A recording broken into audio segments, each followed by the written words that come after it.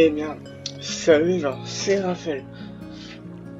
So, ouais, bon, je sais que je bégaye un peu, c'est normal. C'est la quatrième fois que je retourne cette vidéo. Voilà. Enfin, bref. Aujourd'hui, on va faire un top 10 des mangas préférés. Mais bon, même, gros coup de cœur que j'ai eu. Bah, en 17 ans d'existence. Voilà. Et puis, je vais vraiment commencer à regarder des mangas. Puis voilà. Du coup, sur le top, alors, des mangas, comme je l'ai dit, de plusieurs auteurs. Alors, je vais juste faire une petite parenthèse. Il y a certains mangas que je vais vous faire dans des vidéos spéciales. C'est-à-dire que je vais consacrer des vidéos pour ce manga à lui seul. Du coup, voilà.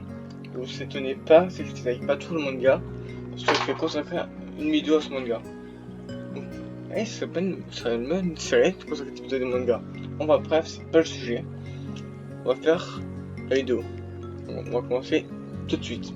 En numéro 10, nous avons Pandora Hearts de Jun Mochizuki. Voilà. La maison d'édition est Kiyun, c'est un shonen. Voilà. Je vais vous lire le résumé qu'il y a derrière le manga. Os Vesalius, 15 ans, il héritier d'un des 4 grands duchés du pays. Le jour de la cérémonie de passage à l'âge adulte, les masqués le précipice dans un monde sombre et confus, l'abysse. Par un crime dont il ignore tout. Dans cette prison, à l'écart du temps, il rencontre Alice, une jeune fille au pouvoir mystérieux, qui propose de nouer un pacte pour l'arracher à ce cauchemar. Mais l'organisation secrète Pandora, qui a pour mission de lever le voile sur le mystère de l'abysse, attend son tour de pied ferme. Voilà le résumé du manga Pandora Hearts. C'est un bon manga, et je vais consacrer une vidéo spéciale pour ce manga. Je vais pas vous dire, pas mon avis, tout ça. Si vous me dites que vous pensez que c'est un manga que j'aime beaucoup, je vais consacrer une vidéo spéciale à ce manga. Voilà. En numéro 9, nous avons Akame ga Kill. Au scénario, nous avons Takahiro, et au manga, nous avons Tetsuya Tashiro. Voilà. Alors, la maison d'édition est Kurokawa. Voilà. Akame ga Kill. C'est l'histoire d'un groupe d'assassins qui veut renverser le gouvernement qui est actuellement. C'est-à-dire une dictature absolue. Voilà. Une dictature absolue. Voilà, il aura pu de renverser tout ça par plusieurs moyens. Surtout par tuer des politiciens les plus élevés. Ils sont assez corrompus, ils sont payés pour les tuer. Voilà.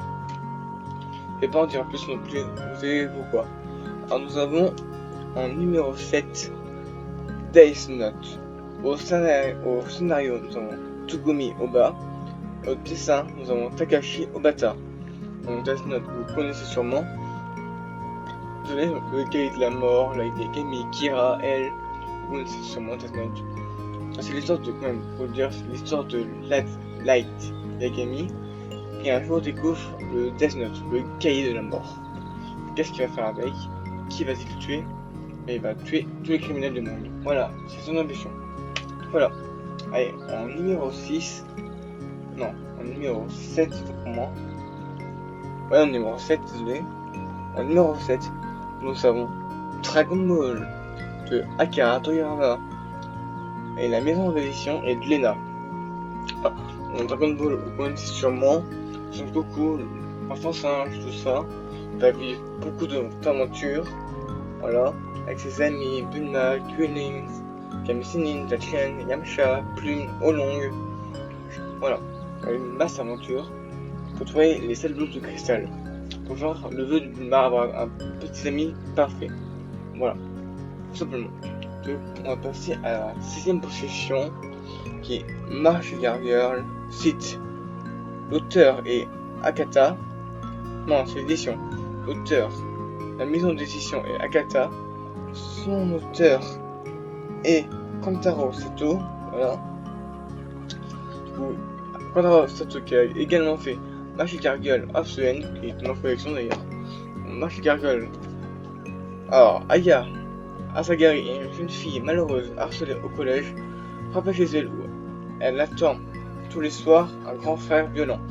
Mais une nuit, alors qu'elle pense à se suicider, ordinateur se connecte à un mystérieux site web. Un étrange personnage lui annonce alors qu'elle a choisi pour devenir une magical girl. Armée de sa baguette magique, elle va maintenant choisir entre pardonner ou punir ceux qui ont fait du mal. Voilà le résumé de Magical Girl site. Je ne vais pas trop en dire non plus car j'en prépare une vidéo spéciale pour vous. Voilà. On a beaucoup de mangas que je vais vous faire découvrir dans des vidéos. En numéro 5, nous avons Black Lagoon de Rei Hiro. La maison d'édition est casée. Voilà. Black Lagoon, ça parle de quoi? Hokuro Okajima est convaincu que ses patrons vont tout faire pour le sauver, mais quand il comprend que leur véritable intention est d'effacer toute preuve de sa mission, il se trouve obligé de faire équipe avec ses kidnappeurs. Entre lui et sa liberté, une armée de tueurs et une tornade tout coup de feu. Voilà le résumé du premier tome. Black Lagoon est vraiment un excellent manga. Je vous conseille de résumer ce type de manga. Voilà. Je vais pas non plus trop en dire parce que je garde une vidéo spéciale. Ah, voilà. Pour vous de mangas, je vous fais une vidéo spéciale. Voilà. En quatrième position, nous avons Blue Exorcist de Kazué Kato. La maison d'édition est casée encore. Voilà. Donc, Blue Exorcist, ça parle de quoi? Quand il apprend qu'il est le fils de Satan et que son père adoptif s'est sacrifié pour le sauver, Rin décide de devenir exorciste à son tour. Mais comment gagner la confiance des autres quand on peut en dégainer simplement son épée, libérer une puissance infernale. Voici le résumé du premier tome de Blue Exorcist. C'est un manga que j'apprécie énormément, que j'ai découvert il y a pas très longtemps, il y a 1 ou 2 ans. Moi je voulais parce que je voulais acheter un DVD Blue Exorcist. Voilà, juste pour ça. Grâce à ça que j'ai trouvé Blue Exorcist, tout simplement. En numéro 3, vous connaissez sûrement SNK ou l'Attaque du Titan de Hajime Isayama. La maison d'édition est Pika et c'est un shonen ou shonen, ça dépend des gens. Donc on va vous lire le résumé. Le monde appartient désormais aux titans, des êtres gigantesques qui ont presque décimé l'humanité. Voilà une centaine d'années, les dernières rescapés ont bâti une place forte. Une cité cernée d'une haute muraille au sein de laquelle vivent aujourd'hui leurs descendants. Parquet ignorant tout le monde extérieur et les systèmes au moins à la base de ce effroyable être qui ne ferait d'eux qu'une bouchée. Hélas, ces illusions de sécurité volent en éclat le jour où surgit un titan démesuré, encore bien plus colossal que tous les autres. Sans cacher un combat désespéré pour la survie du genre humain. Vous connaissez souvent SNK, c'est un manga vraiment qui change de l'ordinaire, de ce qu'on peut voir. Un héros rempli de haine, tout ça, c'est vraiment un chef-d'œuvre. SNK, moi je vous le conseille réellement, et puis voilà. Bon. En numéro 2, nous avons Rania Clifton de Taiki Kobayashi. L'édition de la maison d'édition est Kana Dark Kana. Donc pour Death Note, je suis pas dit, excusez-moi.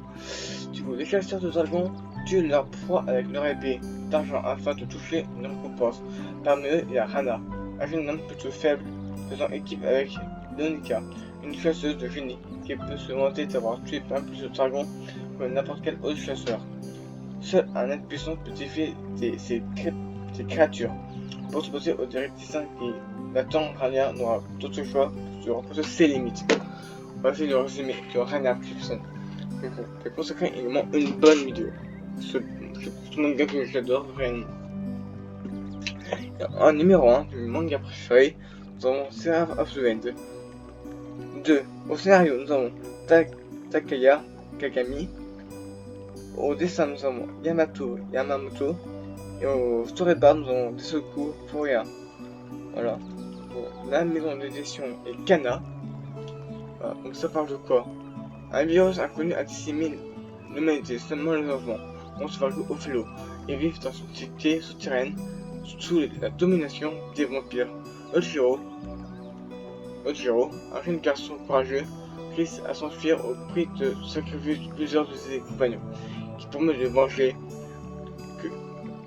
quel monde découvrir à la surface. Bah, c'est le Psyno 6 du premier tome de Seraphine. Je vais vraiment consacrer une vidéo à part entière. Voilà. Je sais pas autre chose à vous dire. Voilà. Oui, c'est la fin de cette vidéo. Ça vous a plu, n'oubliez pas de liker, de commenter, de partager, de vous abonner. Au revoir et à bientôt. Bye bye.